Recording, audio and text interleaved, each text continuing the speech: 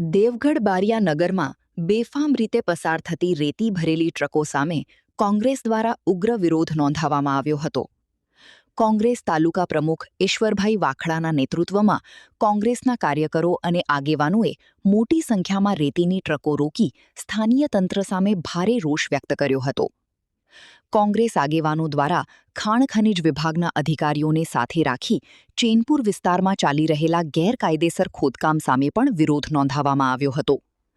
આગેવાનોનું કહેવું હતું કે નિયમોના ભંગ સાથે ભારે વાહનો શહેરમાંથી પસાર થતા સ્થાનીય લોકોને ભારે હાલાકીનો સામનો કરવો પડી રહ્યો છે.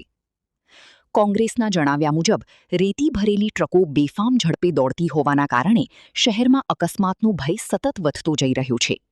રસ્તાઓ પર ધૂળ અને અવાજ પ્રદૂષણથી નાગરિકો પરેશાન બની રહ્યા છે, છતાં તંત્ર દ્વારા યોગ્ય કાર્યવાહી કરવામાં આવતી નથી તેવો આક્ષેપ કરવામાં આવ્યો હતો. વિરોધ દરમિયાન કોંગ્રેસના કાર્યકરોએ દાહોદ ખાણ ખનિજ વિભાગ તેમજ સ્થાનીય ખાણ ખનિજ કચેરીને લેખિત અને મૌખિક રજૂઆત કરી તાત્કાલિક કાર્યવાહી કરવાની માંગ કરી હતી. ગેરકાયદેસર ખનન અને નિયમ વિરુદ્ધ દોડતી ટ્રકો સામે કડક પગલાં લેવામાં આવે તેવી માંગ ઉઠાવવામાં આવી હતી.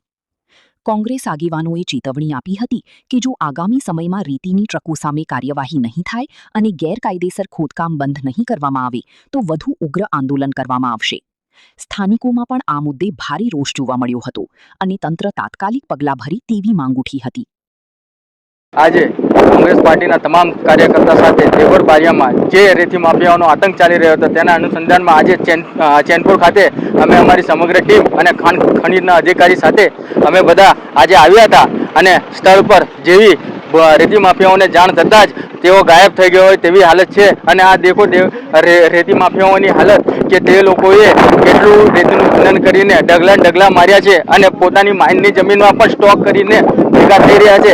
તે ઉપરાંત ચેનપુરની આસપાસની જમીન જે સરકારી હેડે હોય અને તેઓને પણ ખોદી નાખી હોય અને તેની હાલત પણ એટલી ગંભીર કરી હોય અને આખા સર્વે નંબરો પણ ખોદીને બહુ મોટા પાયે માઇનિંગ કરેલું છે. તે બાબતની પણ અમે રજૂઆત કરી, પરંતુ અહીંયા કોઈ માલિક હાજર ના હોય અને તેની કોઈ પણ પ્રકારની જવાબદારી સરકારી તંત્ર લેવા રાજી ના હોય અને એવું કહેવામાં આવે છે કે જ્યાં સુધી અહીંયા તલાટી કે સરપંચ હાજર આવીને જે સર્વે નંબરના માલિક કોણ છે તેની માહિતી અમારી જોડે ના હોય તે માટે અમે કોઈ પણ જાતની કાર્યવાહી કરી શકતા નથી.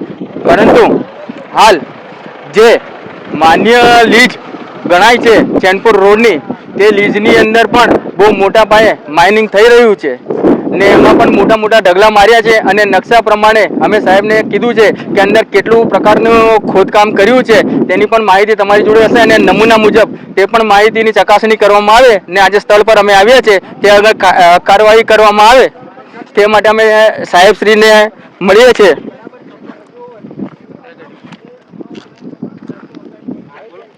साहब